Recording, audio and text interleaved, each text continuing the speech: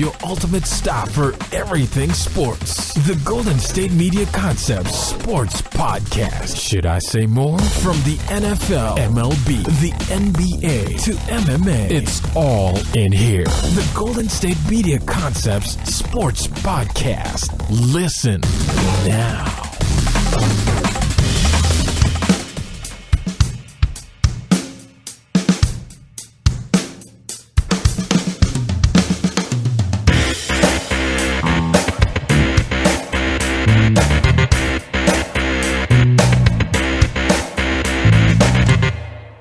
Thank you for tuning into the Golden State Media Concepts Sports Podcast, where we talk the latest and greatest news in the world of sports. As always, I'm Alex. My name is Ben. And I'm Anthony. And today is my second to last sports show. So Today's my last day with you. Yeah, I know Ben's sad. You're not going to come in tomorrow? You're not going to surprise me and stand outside the window while I do the show? I just might. Well, tomorrow, I got my days mixed up. I was like, today I was a little late because I got stuck behind the train coming down where I live. You sound like a big choo-choo train. Yeah. Mm-hmm. And so I got stuck behind the train. Normally, I try to be here right on at 7 because that's when we start, but also because I had like this weird, no offense, Anthony. I was like, sure. I want to make sure he's at the new building. I was thinking the same thing. I'm like, I hope he knows where he's going today. Well, because you got the group text from us, but it wasn't relevant to you that day because you weren't coming in. Right. So I was like, ooh, I want to make sure Anthony's. So I went by the, our old little spot, but. Check he's like, he's not there? Okay, good. Maybe he's over here. Oh, he's over there. Yeah. Good. So I got my days mixed up because I was like, I got to make sure I'm there for Anthony. Yeah. I was like, oh, wait, Ben's there. Never mind. I'm not upset about being a little late because of the train. So I got my days mixed up. But yeah, technically speaking, my last day here with Ben. Second to last with you, Anthony. So yes. drink it in. Drink it. That's smelling it in. But I got whatever. It's fine. It's fine. Same thing. Today, though, we will be talking. Yesterday, the Pro Bowl rosters were announced. This is the first year that they're going back to the original conference matchups, AFC, NFC, which I kind of liked the little fantasy draft thing. It added a little something to it. I thought it was silly. I mean, in a sense, sure, but I thought it just made it that much different in a sense. They kind of added a little life to it, I guess. And then the different uniforms and stuff, but I guess we'll see what they're wearing this year, too. Going back to the red and the blue, I imagine. But we'll be talking about those rosters in a second. Each of us is going to present one thing. Ben, the NFC, Anthony, the AFC, and I'll talk about some snubs, and then each of us will kind of talk about surprises on the list. And then and of course, the amount of players and teams that have players on the list. And then we're going to take a break, come back, we're going to talk basketball. Yes. Some notable things happened last night in terms of scoring, in terms of ejections, in terms of unejections, too. Right. And old man LeBron moving up on the scoring list. It's weird calling him that now. It was funny. He referenced his. If you call a 31-year-old old, in a sense, not literally, but I mean, if you're like, 31, they must have been in professional sports for 6 years. No, he's been in for like 14 years. Yeah. But he referenced his first game here in Sacramento last night. It's funny on an interview he was doing. So I was like, I was there. And then we're ending the show talking about the bowl game I previewed last night, and then tonight's bowl game too, just to keep on rounding out the week of bowl games. So let's go ahead and start. We're going to start with the rosters for the Pro Bowl this year, in the 2016-17 Pro Bowl. And let's start with Ben. You can start with the AFC because it comes first alphabetically. Sorry, Anthony. Ben got it this time. But you go ahead and you got... I don't. If you look at his face, I don't think he really cares too much. I think he's dying on the inside. Anyways, Ben, you can start, and then we'll throw it over to you, Anthony. So, Ben, NFC, go ahead. So, NFC, the three quarterbacks, Matt Ryan of the Atlanta Falcons, Aaron Rodgers of the Green Bay Packers, kind of resurging the season now. I feel like the Packers are the one team that no one in the NFC wants to get in the playoffs. Yeah. The last few weeks, it's kind of been the Steelers and the AFC, and then in the NFC, it's been the Packers that have been winning all these games, and they're perennial teams in regards to making the playoffs. And I would say I wouldn't want to play play the Packers when the Steelers are right. I wouldn't want to play them. The Lions, another team that have obviously been winning a lot of games. So, I agree with you on that for sure. I think they're at 6 straight now. Yes, they're on an absolute roll. And then for me, the first surprise on the list here, quarterback of the Dallas Cowboys rookie Dak Prescott. Mm-hmm. Running backs, no real surprise here. Ezekiel Elliott, he joins fellow rookie Dak Prescott, and David Johnson of the Cardinals, as well as Devontae Freeman of the Atlanta Falcons. At fullback, Mike Tolbert of the Panthers. No real surprise there. At wide receivers, we got a few of them. Julio Jones for the Falcons, Odell Beckham of the Giants, Larry Fitzgerald of the Cardinals, and Mike Evans of the Tampa Bay Bucks. Tight ends, we have Greg Olsen from the Carolina Panthers and Jordan Reed from the Redskins. At offensive tackle, we have Tyron Smith from Dallas, Trent Williams from Washington, and Jason Peters from the Philadelphia Eagles. So a trio of NFC East tackles right there. At the guard position, we have Zach Martin of Dallas. We have Brandon Sheriff of Washington and TJ Lang of Green Bay. The centers are Travis Frederick from the Cowboys and Alex Mack from the Falcons. At defensive end, Everson Griffin of Minnesota and Cliff Averill of the Seattle Seahawks, as well as Michael Bennett of Seattle. So 2 pass rushers for the Seahawks on the defensive end position for the NFC.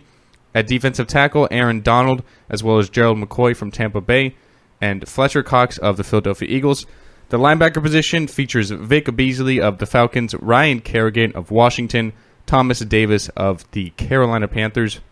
At the inside linebacker position, Bobby Wagner for Seattle, Luke Kuechly for the Panthers, although I doubt he will really be playing. Yeah, probably sit out. And then for the cornerbacks, Janoris Jenkins, his first year as a Giants, a member of the NFC Pro Bowl. Patrick Peterson of the Arizona Cardinals. Richard Sherman from the Seattle Seahawks, and Xavier Rhodes from Minnesota. And then at the safety position, another Minnesota player, Harrison Smith, and then making his first ever Pro Bowl, I guess you could say start or roster, is Clinton Dix. He's laughing his way to Orlando. Yeah, he's getting his first Pro Bowl. For the Green Bay Packers. And then a fellow Alabama alum, Landon Collins from the Giants. So 2 former Alabama players at the safety position for the NFC. The punter is the LA Rams' Johnny Hecker. The place kicker will be Matt Bryant from the Atlanta from the Atlanta Falcons. The return man for the NFC will be Cordell Patterson from Minnesota, as well as Dwayne Harris from the Giants. So 6 Atlanta Falcons guys on the NFC side. Yeah, a lot of good names in that one. I told you I'm a big fan of Landon Collins. He's somebody I thought would definitely be maybe at least in the conversation for Defensive Player of the Year with the way he's played this year, and it's only his second year now. So yeah, definitely somebody I like there. I think it's it was only a matter of time until Clinton Dix got a Pro Bowl selection. So very impressive there. Yeah, tied for the league lead in interceptions with 5 so far. So not bad year for No, yeah, a lot of good names on there. We'll talk about them after we get through some of the snubs and some surprises there. Go ahead, Anthony. All right, so on the AFC side, the quarterback-wise, you got Tom Brady. No real shocker there. Derek Carr with the Raiders. Ben Roethlisberger of the Pittsburgh Steelers. Good for you. Yes, congratulations. Also, running back Le'Veon Bell for the Pittsburgh Steelers. Every time I'm going to get DeMarco Murray for the Tennessee Titans and LaShawn McCoy of the Buffalo Bills. Wide receiver, you got Antonio Brown. Whoa. Don't you dare skip the fullback. Fullbacks are important. Okay. Kyle. Juszczyk. That's the one. Kyle Juszczyk. Okay. He's very important. I was afraid of that name. Cool. Of the Baltimore Ravens. Yeah. He's actually a very good fullback. Very, very good. Well, I mean, he's on the Pro Bowl team. So. I know. He's just one of those, like, pure fullbacks. I just really like what he does. He's just always in and out. He can receive. He can block. He can even run the ball sometimes. I respect that, man. For the wide receiver position, you got your boy, Antonio Brown. Woo. There it is. Amari Cooper of the Oakland Raiders. A.J. Green of the Cincinnati Bengals. T.Y. Hilton of the Colts. Tackle-wise, you got Joe Thomas. Poor Joe Thomas. Of the Cleveland Browns. Yeah. Donald Penn of the Raiders. Taylor Lewin of the Titans. Taylor Lewan. It's okay, I got you. Guard, you got Marshall Yonda of the Baltimore Ravens. Yeah. Kalichi Osemele of the Raiders, and David DeCastro of the Pittsburgh Steelers. Every time, man. Every time. Tight end, you got Travis Kelce of the Chiefs and Delaney Walker of the Tennessee Titans. Defensively, the defensive end, you got Khalil Mack of the Raiders, Cameron Wake of the Dolphins, and Jadeveon Clowney of the Houston Texans. Interior linemen, you got Geno Atkins of the Bengals, you got Ndamukong Suh with the Dolphins, and you got Jarrell Casey of the Titans. Outside linebacker, Von Miller, no doubt, no question about that. Yeah, he can sleep through a season. Of the Broncos. Lorenzo Alexander of the Buffalo Bills and Brian Orakpo of the Tennessee Titans. Inside middle linebacker, you got Dante Hightower of the Patriots and C.J. Mosley of the Ravens. 2 Alabama players, as you mentioned before, Ben. Marcus Peters made it for the Chiefs with the cornerback position. Aqib Talib, someone you don't want to mess with, of the Denver Broncos. Yeah, he'll shoot you in the leg. Casey Hayward of the San Diego Chargers and Chris Harris of the Broncos. Free safety, Devin McCourty made it for the Patriots and Reggie Nelson for the Raiders. Eric Berry made it on the strong safety side for the Chiefs. Special teams-wise, for the punter, we got Pat McAfee for the Colts. Justin Tucker, who I believe still hasn't missed a field goal or an extra technically point. speaking, he missed one because it was blocked. But he didn't miss one because he didn't put it through the uprights. Yeah, of the didn't get there. I Ravens it would have. Return specialist, you got Tyreek Hill, who's come on as of late with the Chiefs. Yeah. And you also have Matthew Slater, a special teamer for the New England Patriots. So 7 total. I think Oakland Raiders, and that's the most. I think you missed the center position. Did I miss the center position? Yes, because there's one more Steeler on there, so it just popped in my mind. Okay, all right. So we got center position. I'll make sure you get yours. We got Rodney Hudson of the Oakland Raiders. So, yeah, they got their other one, And then we got Marquise Pouncey of the Pittsburgh Steelers. So 7 total Raiders. Was it about 5 or so of the I can tell Pittsburgh Steelers? Yeah, I'll tell you who. So the Raiders lead the NFL in Pro Bowlers with 7. The Falcons are the only team with 6, and there's 3 teams with 5. It's the Steelers, the Titans, and the Cowboys. Okay, so a lot of good names on that list. There's a list that I have open myself of snubs. I don't agree with everybody on the list, but there are some I do agree with. I mean, it's really more so who you look to replace in a sense. You said it was surprising that Dak was on the list. Absolutely. Is it more surprising that Dak Prescott was on the list now if you looked at the fact that Drew Brees, who leads the NFL in passer yarding right now with just over 4,500 yards, and he's almost a lock to again pass 5,000 for something that was looked at as impossible in the early 2000s. This would be the 5th time in his career that he would do that. Nobody's done that. He's probably going to get to about 40 touchdowns. His interceptions are a little higher, but understandable. And then you have the likes of Matthew Stafford, who's having a pretty solid year as well. Are you more surprised with those 2 players in the NFC that Dak made it still? Absolutely. You look at Breeze, he leads the NFL in yards, touchdowns, completions. He's 2nd in completion percentage, but yet you put Prescott in simply because the Cowboys are 12-2. Right. Yes. Yeah, I mean, the number. Even Stafford makes a claim to be in over Prescott. You have Stafford who could win the MVP award but not be a Pro Bowler. Like, what sense does that make? You know, I find that the NFL is a little bit better than the NBA in the sense of it's not purely fan voted, where you get Kobe Bryant sitting out a whole season and making the All-Star game. Right. It is fan vote related, but they do allow a lot of oversight. I think maybe the oversight was the fans voted for Dak, and he's a great rookie. Kids doing it, do it the right way. They're 10-2 or whatever they are, 11-2 now. Let's put him in the Pro Bowl, kind of thing. I personally would have put Drew Brees in there. Absolutely. At that spot. Personally, I mean, you'd sit with Matt Ryan, Aaron Rodgers, and Drew Brees. That sounds about normal, or even Matthew Stafford. I mean, the only reason I would put maybe Brees first is that he has had a better year. Yeah, his interceptions are a little high, but I mean, it's not like it's Eli high, Yeah, and he's also the only one on the team that can actually get them wins. Like, yeah, they're 6-8 in New Orleans, but if he was not there, the team could easily be something like 1-13 or 2-12 or something like that. That's very true. And one other person I'm surprised didn't make it was Damon Snacks Harrison of the Giants. He has the most tackles of an interior lineman all year. He's a big reason why Olivier Vernon's doing so well this year at the interior spot. A lot of people overlook those 3-4 D tackles and nose tackles that are really their job is to hold line of scrimmage and allow others to rush. I think for a player who's playing as well as he is, it's probably hard as a nose tackle, especially in a 4-3 kind of defense that they play, to get a Pro Bowl nod. Ben, if you have a list of interior linemen for the NFC, I would like to see that to see who made it over Damon Harrison because he's a very good player. Yeah, so on the defense, Aaron Donald from the Rams, Gerald McCoy of Tampa Bay, and Fletcher Cox. Yeah, I mean, you can't really argue with that. I suppose any one of those could have been in, or say Damon was swapped in, and you still couldn't really argue it. So I could say that makes sense in a way. But a guy that's doing what he's doing this year, I at least like to hope that he had some kind of consideration at least. A couple of snubs I have on at least one on the NFC side. Sean Lee. How is Sean Lee not? He's 2nd in the NFL in tackles with 140. And he's already obliterated his career high in that aspect. I realize that the Cowboys got maybe a little bit of fair play with Dak Prescott getting in there, but a team that's 12-2, you'd think they'd obviously look at the teams like, oh wow, he's the leader and best player on this defense, but he's not even on the roster. Like that doesn't make any sense at all. I mean, well, you have Luke Kuechly for one. Who, I mean, he's missed like the past 3 games now. But every game he plays in, he's the leading tackler. And they look at a lot of stuff when they do it. And then Bobby Wagner's been good. I would say Sean Lee's been better this year, personally speaking. So that's tricky if you kind of look at it that way. I agree with you on that. Do you have any other? I think there's maybe one on the AFC side you can maybe make a claim for, and that's LeGarrette Blount at the running back position for the Patriots. He leads the NFL with 15 rushing touchdowns. Just over 1,000 yards right now. I realize DeMarco Murray's had a great season as well as LaShawn McCoy. They both have more yards than LeGarrette Blount does. But But I'd say Blount has maybe been that one real surprising player for the Patriots this year. A team that's not accustomed to running the ball. I can't tell you last time I saw a 1,000-yard rusher on the Patriots team because every week it seems like Alex gets 20 carries, and then next week it'll be Anthony who gets 20 carries. And then 2 weeks later, it'll be me who gets 20 carries. So they really just throw their running backs left and right. They're very much game plan based. And this year, they've been really accustomed to sticking with Blount. And all year long, he's really helped them and added another dimension to this team. I feel like he should have maybe gotten in over maybe LaShawn McCoy, I would say. Yeah, especially with LaShawn McCoy missing a decent amount of time at different points of the year with his injuries.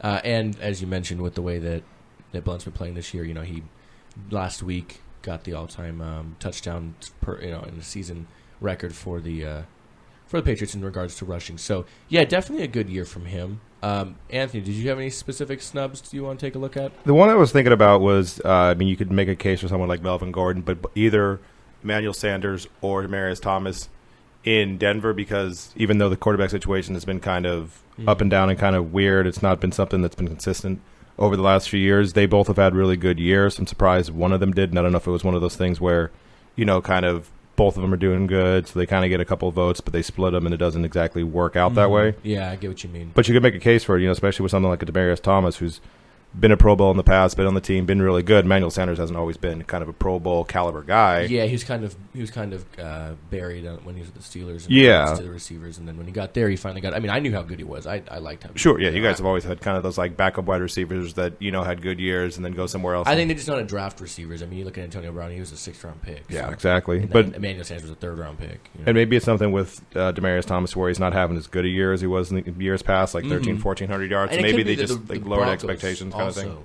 I don't know how many teams. I don't know how many Broncos are on the list besides Vaughn. As I kind of go through it, I know Vaughn's on the list. You have Aqib Talib, right? Chris Harris. I think those are the only 3 Broncos on the list, right? So I mean, I think it has to do with, and that's defensive and that's defensive people. So they're always going to kind of go towards defense, since that's basically what won on the Super Bowl last year. So that's what people are looking at more than their offense. Yeah, very, very much. And obviously, there's no offensive players on the. Obviously, I'm sorry. There's. No, it's Chris Harris, Aqib. Yeah, just the 3. There's 3 defensive guys. The 3 defensive guys. Yeah, I mean, I literally said the 3. I spoke them out loud. I said how many were, and I confirmed, and then I forgot exactly. And then they went away. Yeah, it's Aqib, Chris, and then Vaughn. So I mean, it makes sense. You see a lot of teams that maybe are better defensively. Like the perfect example, the Broncos, that aren't as much on the offense, and that shows in the voting. Right, and selfishly being a Dolphins fan, I'm happy for someone like a Cameron Wake who had his Achilles injury last year. But what about Byron Maxwell?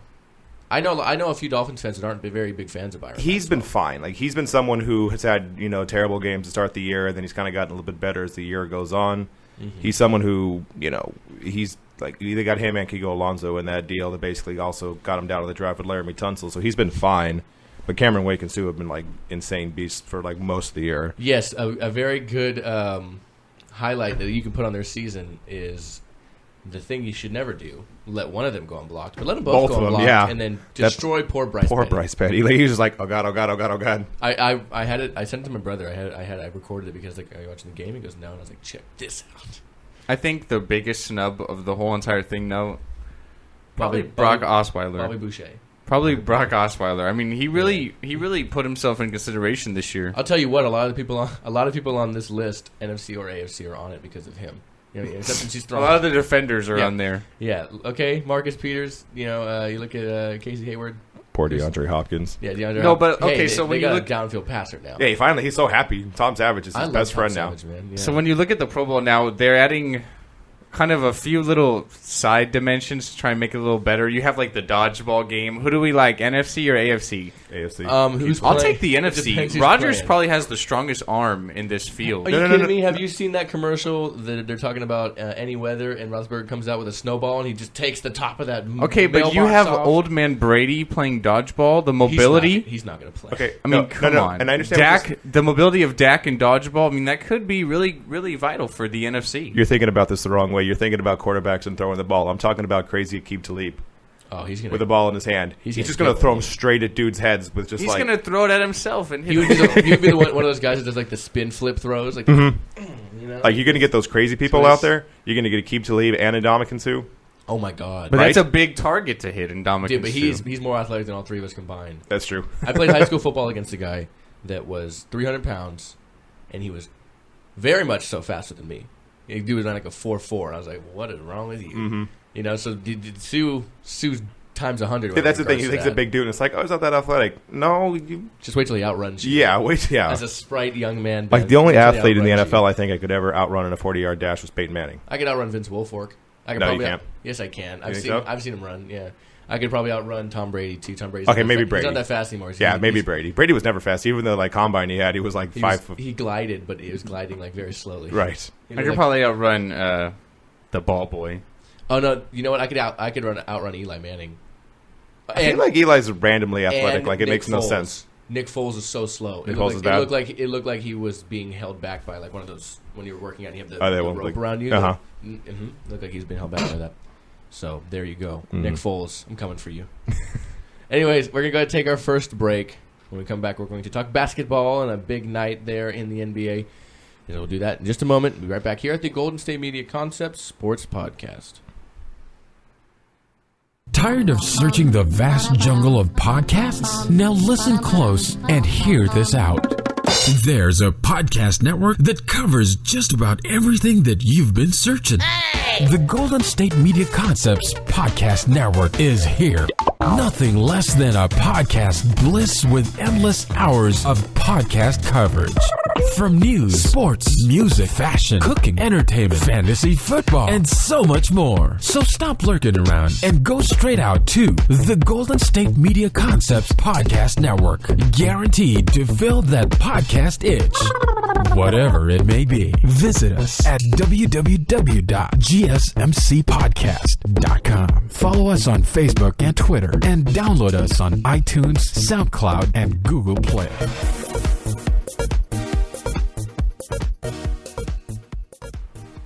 And we're back here at the Golden State Media Concept Sports Podcast, and I'm going to throw it to Ben as he jumps us into our NBA segment on the show. So, Ben, whenever you're ready, go ahead and take a shot. All right, so the Cavaliers, they defeat the Milwaukee Bucks 114-108 last night. Some good and bad. Obviously, the win's good. LeBron James now moves into 8th all-time on the scoring list. He started the season at 11th, so he's actually moved up 3 spots now.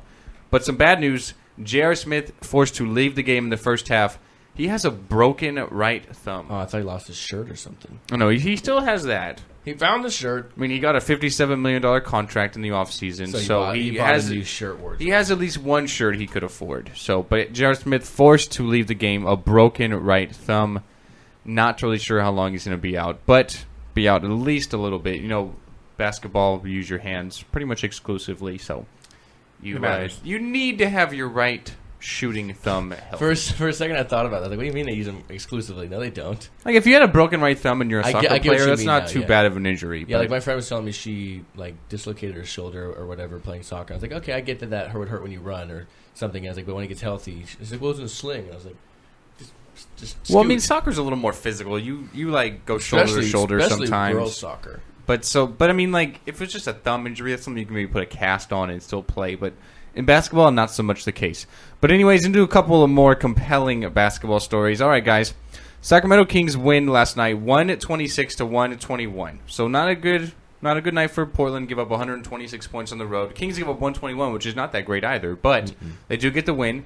DeMarcus Cousins, absolutely huge night. 55 points, 13 rebounds. But the story of the game is that DeMarcus Cousins, as he always seems to do, picks up a technical foul. Okay, no big deal. Then just about a minute before the game is over, picks up a second technical foul for, quote, throwing his mouthpiece at the Portland Trail Blazers bench. He didn't do it.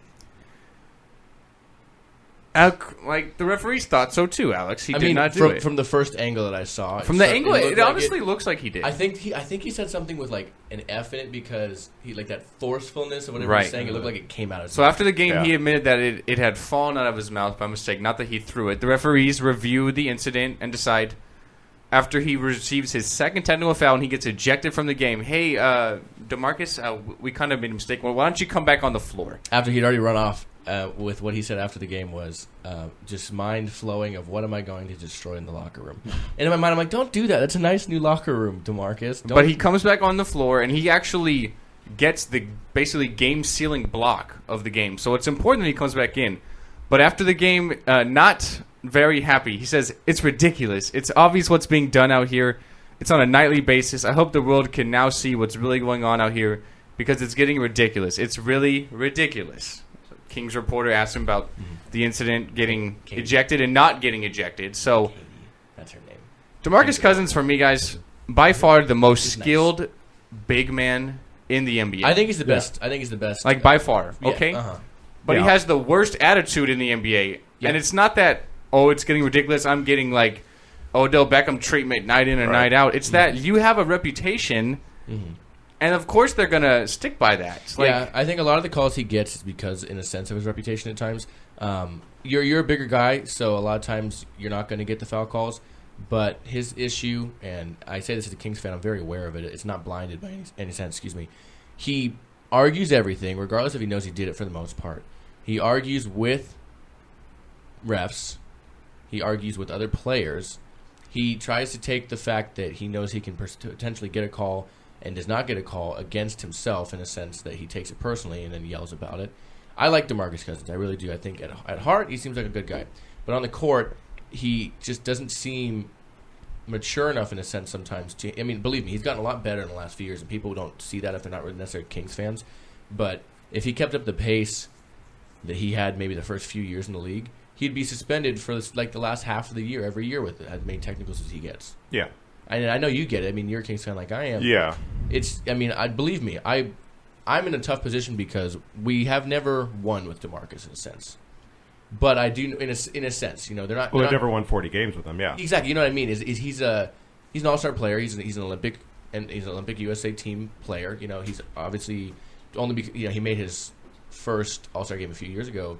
But it definitely years he could have. It's just that position in the West is hard to get through. But he's good, and obviously when you have one of the best players in the league, you sometimes won. You saw Derrick Rose. The Bulls weren't very good, but they had Derrick Rose when he was very good. Yeah, and so you expect them to win at least some games, but it's not like they're winning with him. Yeah, So then you look, you're gonna trade him with his attitude problem. You're probably not be able to get a lot. You don't expect. Well, yeah, you never get a one lot if when not, you trade the big players. Yeah, exactly. Don't expect a one, if not like maybe a mid two, especially the team you're going to that would maybe be like, he's the one piece we need. Yeah, you might not be be in the seating for a potential lottery pick, which would be doubtful anyway.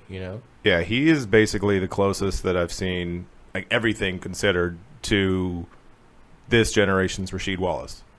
Because like Rasheed was super talented, better than Rasheed. Like they both could shoot. They both could have games in the post, and both of them got technicals all the time. Like Rasheed Wallace was the guy that basically made it so you can only have, I think it's 16 or 17 technical fouls in the season. Yeah, he's the reason. Before that, because I think at one time he had like 44, and I'm not even kidding with that number. Like it was every night. He got suspended or he got kicked out of a game one time, I believe, in the playoffs for staring at a referee. Rasheed Wallace did. Yeah, like it's on YouTube. And he just like looked at him. And he's like, "You're gone," and the other players like, "Wait, what just happened?" But the same thing, like super talented. One of the better big men in the game. Just always getting technical fouls. And you talked about how he's talented and we don't win. The team doesn't win with him. You take someone even like a Kevin Love, who at least was winning like 40, 42 games and like on the precipice of like making the playoffs, or even somebody around the lines of Chris Bosh when he was in Toronto, they would be like right at the 8th spot or kind of in that thing. Kings never been past probably, I think, 10th or something like that, and 33 wins, I think, is the most they've ever had. Playoff positioning? Playoff position. They've to end the season, no. I mean, there was a point last year in which they were in the playoffs. Sure, yeah, but like they never came relatively close with it, and it's one of those things, you lose it with them, you lose without them kind of thing. Exactly. But as you were talking, like 55 points, he's one of the best, probably the best offensive big men in the game, and him or Anthony Davis or Hassan or something like that. Especially with the addition of the three, right, into his game, he's in a sense, with excluding the quote unquote attitude. Sure. If you kind of compare it to baseball, he's a fight tool player. Yeah. He can rebound offensively and defensively. He's a great passer of the basketball. He can score from three land. He's a great free throw shooter, and he works in the paint. Yeah. And so the problem just is understanding you can't get that kind of upset. He's probably going to be what the Kings were like with the Kings with Chris Webber, just like the reverse of that. Yeah, because Chris got it. Chris was understood. Disgruntled, quote unquote, when he was in Washington and Golden State, and then he got to Sacramento, and all of a sudden they went to like a Western Conference Finals. Yeah, well, because he was kind of that piece, right? So he could. Cousins could be that one Doug in reverse. Christie, you had right. Page, you had Lottie. He was that one final guy. piece, and if you bring him to someone like a Boston or something like that, he could be that final piece. Cousins 5 of 8 last night from 3. You guys are mentioning it, so he is that in that game with 2 back-to-back ones, very very big ones, also to extend their lead, and not to mention gets ejected, does all that stuff, goes back, and has to shoot a free throw and just drains it. That's the full DeMarcus Cousins game, pretty much. Like you get all those points and ejected, and then come back. Yep. He has 23 more technical fouls than any player since he's entered the league. Yep. And it really comes down to him just arguing it. He just doesn't know when to quit. One thing I am happy about, though, as a Kings fan, is one thing that Kings hadn't had for a while. Carl never really stood up for him in that sense. You look at Luke Walton. He got actually in the Kings game a couple weeks ago. He got ejected for it. It's that coach's thing where it's not your job. You need to play.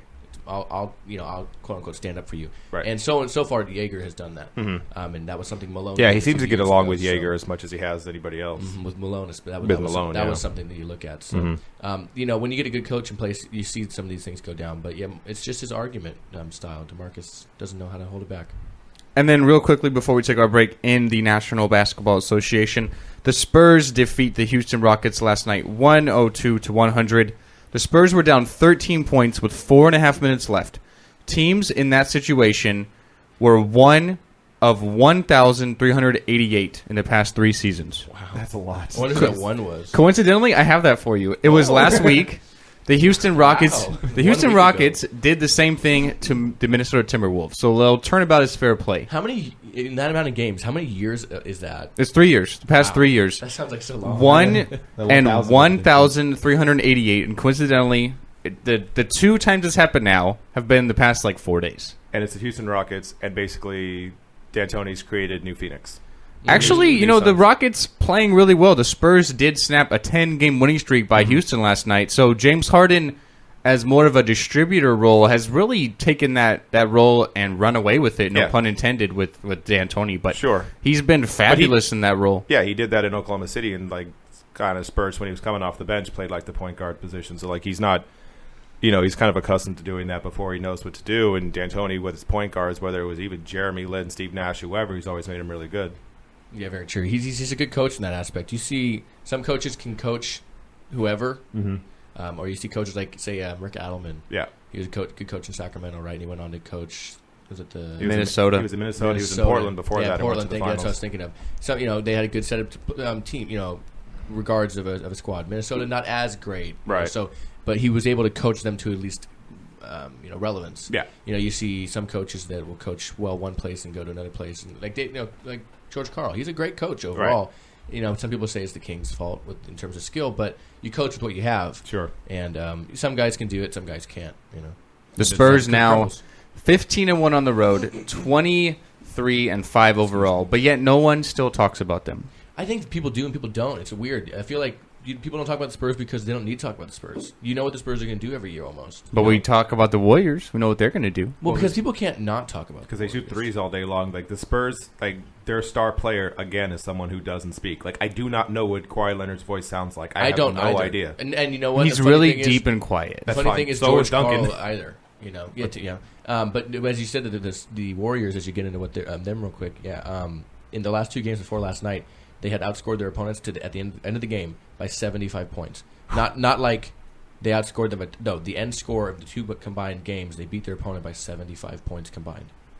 To be fair, I think the night before was about 45. It's just a video game with the Warriors. It's not one guy who can come at you. It's 4. You have a couple guys off the bench. It's funny. I have NBA. It's just not fair. And I have never played with the Warriors. Not because I just haven't had time. I almost don't feel like playing. It's like a cheat code kind of thing. You don't want to. Yeah. Somebody tweeted when they got Durant. They're like, well, none of y'all better play with the Warriors. Well, that's the thing, because you could have, even in real life, you can have 2 of them have bad games, and Klay Thompson can go for 60, and all of a sudden it's that's the guy. That was kind of the deal with them last year, I guess, because if Steph had a bad day, right? Klay would have good games. Or both of them had a good day.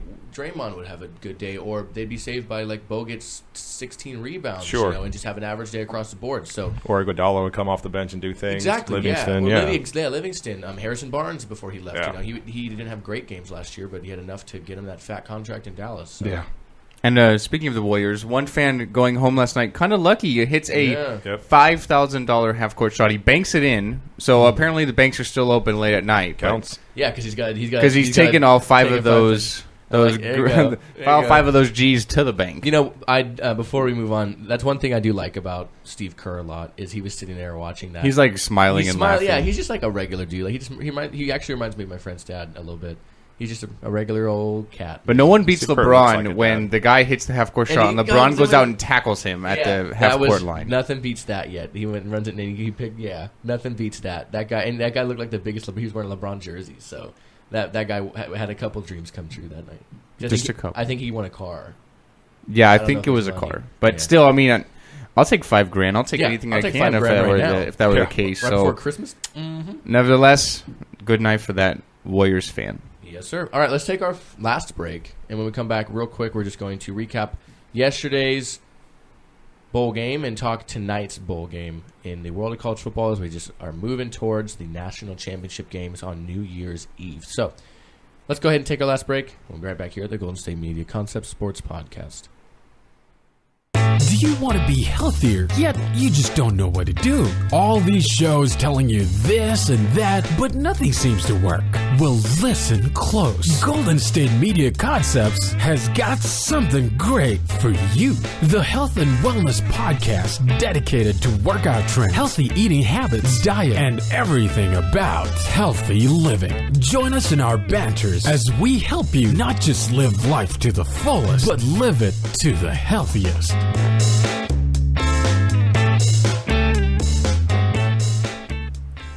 And we're back here at the Golden State Media Concepts Sports Podcast. And yesterday, we previewed a bowl game, and we also talked about tonight's, but we're going to preview that in depth for the most part here in a second. But yesterday, I talked about the Boca Raton Bowl between Western Kentucky, the Hilltoppers, and the Memphis Tigers. You know, one thing I like about these earlier bowl games is you have like the smaller schools with the best mascots. You know, what is it? Central Michigan. They're the as I go and remind myself now because I've said it so many times, the Chippewas and the Tulsa Golden Hurricane, you know, just the best names. But we move on and look at the Memphis and Western Kentucky game. The Hilltoppers defeat the Tigers to finish their season pretty impressively, 11-3. Tigers fall to 8-5. 51-31, so far the highest scoring bowl game this year.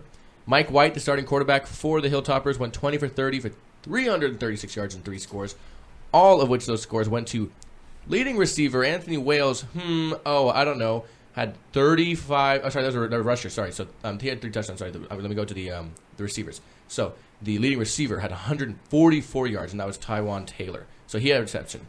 Nicholas Norris, 3 for 65, except for one was 37 yards, so he didn't have a great game. And then 1 for 4. He did have a great game. Did. You leave him alone. You know, I just mean, 37 yards, he had 65. Okay, well, that means you had a couple of short. Leave jolly old St. Nicholas Norris alone. So, yeah, sorry, Tywan Taylor. But you look at their running back, Anthony Wales. This guy had a great season, and did he cap it off with a great running day in their bowl game? Anthony Wales had 35 carries, 245 yards, looks like a passer, and 3 touchdowns. And then they also added a run by Forrest Lamp for a touchdown, 1 for 9. Great name, by the way. Now, they had 262 yards as a team rushing. They had 245 from Anthony Wales. Forrest Lamp, though, 1 carry for 9. Quentin Baker, 2 for 9. Kylan Towner, 1 for 3. Nicholas Norris, 1 for 1. The team was responsible for 1 for -1. Mike White, 7 for -4. But Forrest Lamp with the other touchdown. Now, Ben, I know you're. I'm sorry. I'm laughing. It's okay. I know you're gonna like this one. I know you're gonna like this one. I can picture someone. I can just picture someone camping, like, hand me the Forest Lamp. Oh my god! And his name is okay. Like, leave that poor boy alone. I'm sorry. So in this game, not once but twice, the Hilltoppers rolled out trick plays. They looked like they're going to take a knee. This is one of the best trick plays I've ever seen. They look like they're going to take a knee to go to the half. You know, there was only like 36 seconds left, and they take the snap, and the quarterback sprints out like a wide right carry. And everybody's like, oh, God, go get him. And he had handed it off to the 2 guys staying next to him, and then they ran hard left. And it was pretty impressive. Pretty impressive. I don't remember what the other trick play was, but it was impressive. Now, maybe they tricked you. You don't know what it is. They did. Now you look at Memphis. They maybe played it was well. Forrest. Maybe it was Forrest Lamp. You look at Memphis. They played well, but when you're scoring 51, it's hard to keep up with that pace, even if you do score 31. Riley Ferguson, 372 and 4 for him on the day. But the rushing numbers were abysmal. 73 as a team, but your leading rusher was Patrick Taylor Jr. for 3 for 34. Your leading carrier was your quarterback, and he ran 13 times for -6 yards, so not good. Anthony Miller, though, their leading receiver, 11 for 151 and 3 for him. Good day, though, in terms of bowl games. Again, this was the highest projected score, sitting at around 71 points, and they surpassed that. So let's look at tonight's bowl game. It's the San Diego County Credit Union Poinsettia Bowl. That used to just be the Poinsettia Bowl, and now everything's got a sponsor they need that now. Sponsorship. Yeah, it's like the PlayStation National Championship Peach Bowl or whatever the Clemson. The one PlayStation is. Fiesta Bowl. Yeah, PlayStation Fiesta Bowl. Thank you. Like that. Just call it was the Fiesta Bowl. It was Tostitos Fiesta Bowl. Yeah. Well, I mean, Now it's but that made sense. You know what I mean? That sounded You fine. have you could play PlayStation at a party. I mean, you can, but I'm going to watch the game. So why would I play PlayStation when I watch the game? What if you have like a split screen or dual monitors? You have the game on one and then the video game on the other. That would be hard to follow, especially if you're playing old college football games. I mean, you can pause it while the game is on. On commercials, you can. You're getting into a lot of details here, Ben. Well, it's because I do it from time to time, so it's doable. Trust me. You're a weird kid. All right, so BYU is facing Wyoming in this one. Cougars versus Cowboys. Both very similar records. BYU 8-4. Wyoming finished their year 8-5. You know, I don't really know who to give this game to. They're very similar teams. I would say probably BYU is the better team if you look at what they did throughout the year and their level of competition than Wyoming. Similar numbers really across the board in a lot of their categories, excluding receiving. The Cowboys' leading receiver is sitting at just above 1,200 yards and 12 scores. The leading receiver for BYU is sitting at 482 yards and 2 scores. So a little different if you look at it. BYU winners of their last 4 of 5. Wyoming, on the other hand, winners of their last 2 of 5. So work to be done for them. I got to give it to BYU. Benjamin, what do you think? Well, BYU is favored by 11. I don't know literally anything about either of these two teams. Vegas knows more than all of us do, and they think BYU is going to win by 11, so I'll take their word for it. And what about you? Yeah, same thing with BYU. I think they'll win this game. They at least have some nice wins against some bigger opponents, even though they're having bad years, something like a Michigan State or Arizona State. But, you know, you overlook it over Wyoming, the teams they've beaten, like UC Davis, Northern Illinois, you know, Colorado State, Air Force, not exactly the best. So that makes sense with the 11-point spread. Yeah, so I would take BYU as well. All right. Very understandable as to why you would do so. You know, this week, again, we have so many bowl games. Tomorrow, I'm sure Anthony and I will talk a little bit about the famous Idaho Potato Bowl that is tomorrow's bowl game of the night. That's between the Idaho Vandals, who else would play in the Idaho Potato Bowl, and the Colorado State Rams. And then we have 2 games on Friday that we might just preview as well, or I might leave that to you guys on your Friday shows. But that's it for us today, Ben. Yes. It was a wonderful last show with you. I remember episode 1. I do. Now we're on 128. Blazing hot in the summer here. Oh, dear God, don't remind me. You know how it's warm On the here first right day now? of winter- It was hot.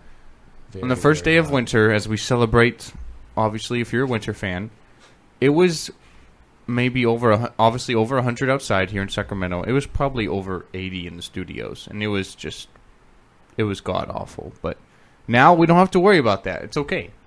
Very true. It's just a little warm now because of my big jacket because it's so freezing.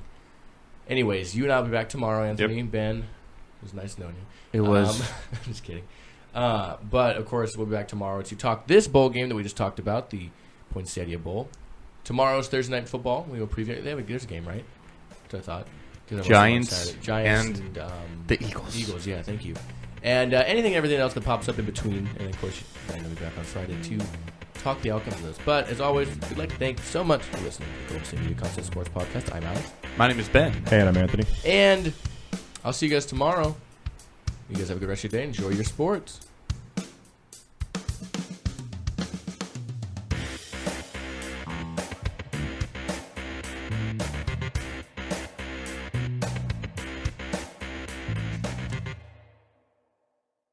You've been listening to the Golden State Media Concepts Sports Podcast, part of the Golden State Media Concepts Podcast Network. You can find this show and others like it at www.gsmcpodcast.com. Download our podcast on iTunes, Stitcher, SoundCloud, and Google Play. Just type in GSMC to find all the shows from the Golden State Media Concepts Podcast Network. From movies to music, from sports to entertainment, and even weird news. You can also follow us on Twitter and on Facebook. Thank you, and we hope you have enjoyed today's program.